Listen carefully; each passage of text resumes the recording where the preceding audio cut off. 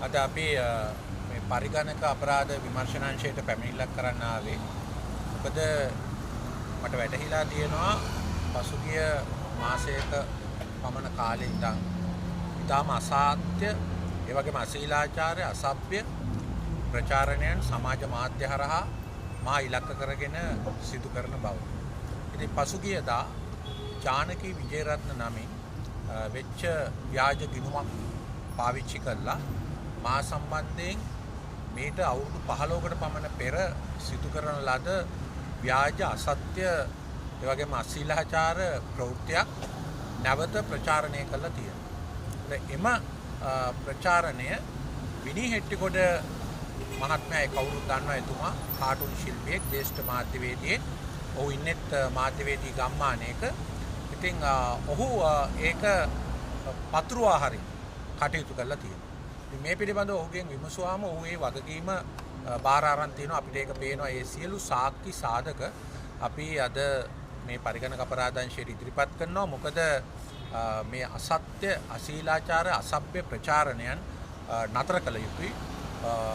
අපි දන්නවා දැන් මේ පසුගියදා අගමැතිතුමිය සම්බන්ධයෙන් යම් දෑ සිද්ධ වුණාම මේ ආණ්ඩුවේ අය ඒ අශීලාචාර ප්‍රවෘත්ති වලට එරෙහිව පාරට බහලා උද්ඝෝෂණය කළා.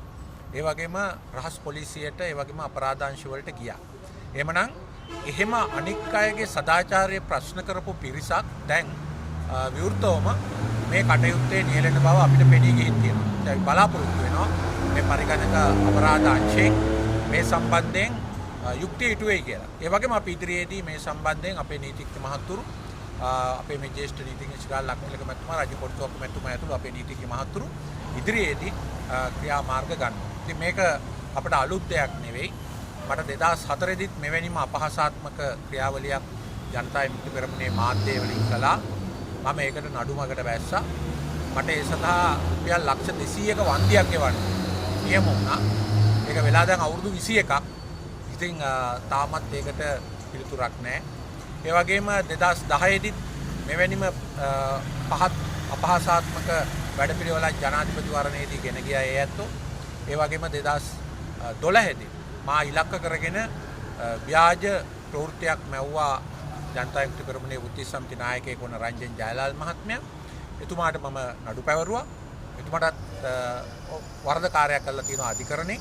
ඉතින් මෙතෙන්දී අපි අහන්න තියෙන්නේ මෙච්චරයි මේ රටේ ජනතාව වඩා ශිෂ්ට සම්පන්න දේශපාලනයක් කරන්න වඩා ශිෂ්ට සම්පන්න සදාචාරාත්මක දේශපාලනයක් කරන්න ගෙනාවට දැන් මතු පිටින් කතා කරනකොට එහෙම කතා කළාට ආණ්ඩුවේ නායකයෝ යටින් තමන්ගේ අනුගාමිකින් හා පක්ෂ සමාජිකින් මෙහෙवला අසත්‍ය අසභ්‍ය අශීලාචාර දේශපාලන වැඩපිළිවෙලක් ගෙනියනවා. අපි කිසිම අවස්ථාවක විද්‍යාත්මක කරුණු දැක්වීමකින් තොරව කිසිම කෙනෙක්ට අපි අසත්‍ය මත හෝ අසභ්‍ය කාරණා මත චෝදනා කළා නැහැ.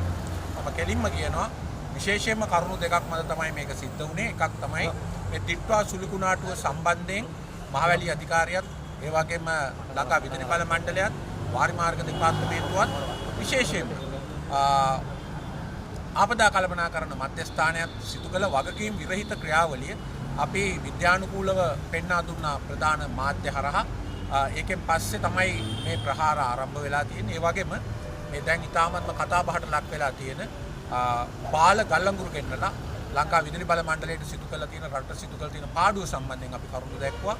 ඒ කාරණාවලට විද්‍යාත්මකූලව කරුණු සහගතව උත්තර දෙන්නේ නැතුව මේ අය වටේ යනවා. මට සිද්ධ වුණා 2021 දී අනුර කුමාර දිසානායක මහත්තයාගේ අය මේ ගල්ලංගුරු කිය කතා පවත්වනකොට මේ සම්බන්ධ ප්‍රසිද්ධ විවාදයකට එන්න කියලා එතුමාට ඉල්ලීමක් කරන්න. එතුමා දැන් ඒකත් මගහැරලා අවුරුදු 4ක්.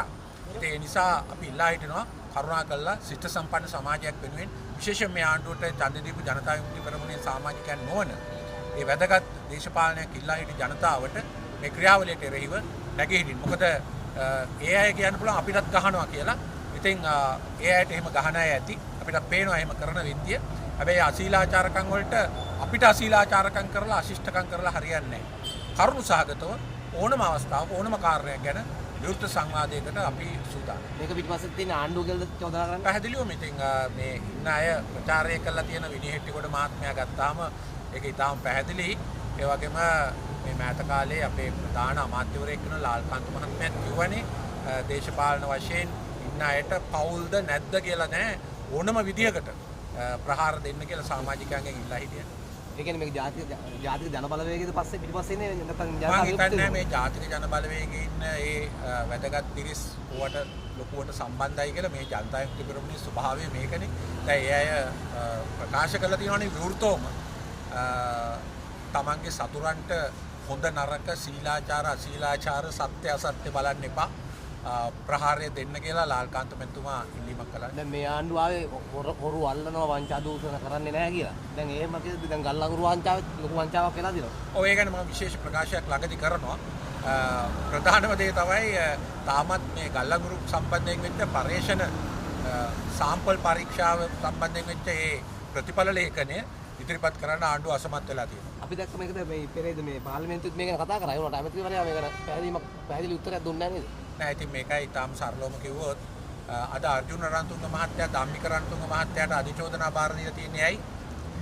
තෙල් සංස්ථාවේ සිදු වුණයි කියන මිලියන 800ක ප්‍රශ්නයක් මත. එතකොට ඒගොල්ලන්ට කිව්වේ නෑනේ මේ වන්දි අය කරගන්න කියලා.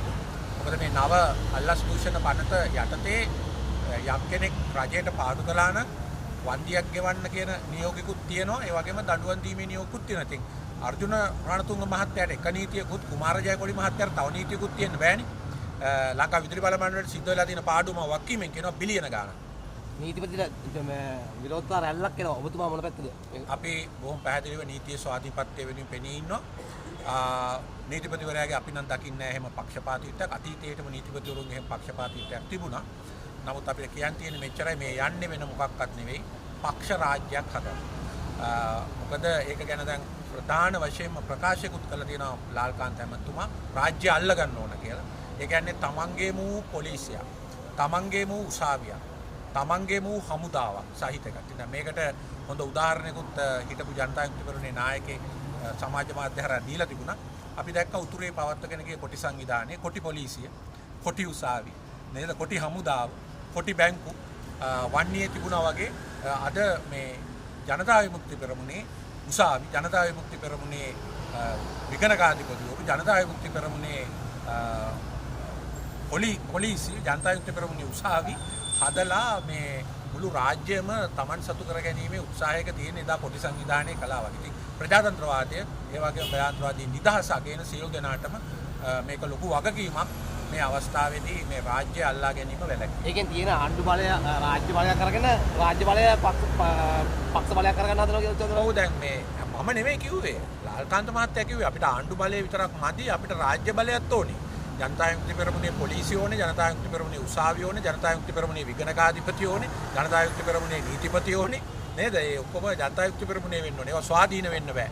ඒකනේ කිව්වේ. දැන් අධ්‍යාපන ප්‍රතිසංස්කරණ කරගෙන යලා මේ කියන්නේ ජනතාව එපා, ඒ කියන්නේ උද්දේශ සමිති විපක්ෂේ පා කියද්දි දැන් කැබිනට් එක රැස් වෙලා මේක 2027 ට කල් දැම්මා. ඒ වුණාට අයිමත් එකතු වෙලා රැලි හදනවා, රැල්ලක් කරනවා මේ අවුරුද්ද මොනද? මම හිතන්නේ මේ ආණ්ඩුවේ නායකයින්ට අනුර කුමාර දිසානායක මහත්මයාටත් අගමැතිතුමියටවත් මේ අධ්‍යාපන ප්‍රතිසංස්කරණ ගැන ප්‍රමාණවත් අවබෝධයක් තියෙනවා කියලා.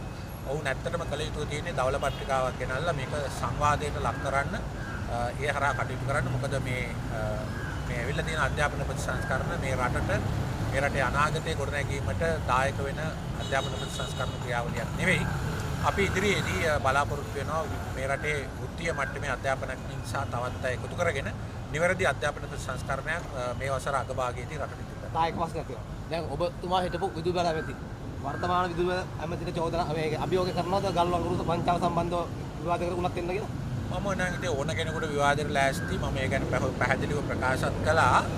හැබැයි ඉතින් මම නෙමෙයි පාර්ලිමේන්තුවේ ඩී.වී. චානක මහත්තයා කිව්වනේ ඒකට. ඉතින් ඒකට උත්තර දෙන එක, ඒකට මුහුණ දෙන එක ඒගොල්ලන්ගේ වගකීමක්. මම බොහොම වගකීම් සහගතව මිනිත් සත්තුනකට කලින් කිව්වා අනුර කුමාර දිසානායක මහත්මයාටයි මේ ඇමතුමා පත් කළා කියලා. මොහු දූෂණයට වරදකාරී වෙච්ච පුද්ගලෙක්. ඔහු කලින් පදවි තානාන්තර දරපු පෝර සංස්ථාවේ. ඒකට පෝර සංස්ථාවේ ප්‍රසම්පාදන ක්‍රියාවලියක ලක්ෂ 80ක වංචාවකට වරදකරුවෙක් වෙච්ච කෙනෙක්. ලංකාවේ ලොකුම ප්‍රසම්පාදනය වෙච්ච තෙල්ගල් අඟුරු බාරදීමම අනුර කුමාර දිසානායක මහත්තයා Tamanට දීපු ජනවරමට රැහැනිව ගත්ත තීරණය. ඒ වගේම මේ අමාත්‍යාංශ ලේකම් මේ ලංකා විදුලි බල මණ්ඩලයේ සභාපති ගල්ලගුරු සමාගමේ සභාපති පත් කළ තියෙන අනුර කුමාර දිසානායක මහත්තයා. ඒ නිසා මෙහි වගකීම කෙලින්ම අනුර කුමාර දිසානායක මහත්තයාට යනවා. දැන් මේ සාම්පල් පරීක්ෂාවල පරීක්ෂණ ප්‍රතිඵල මේ ඔක්කොම හංගගෙන කටයුතු කරනවා. මම ඉදිරියේදී කෙටි දිනක් ඇතුළත මේ මුළු කතාවම එළිදරව් කරනවා. මෙහි වගකීම තියෙන දැන් කුමාර ජයකොඩි ඇමතුමාට නෙවෙයි අනුර කුමාර දිසානායක ජනාධිපතිතුමයි මේකට වගකීම.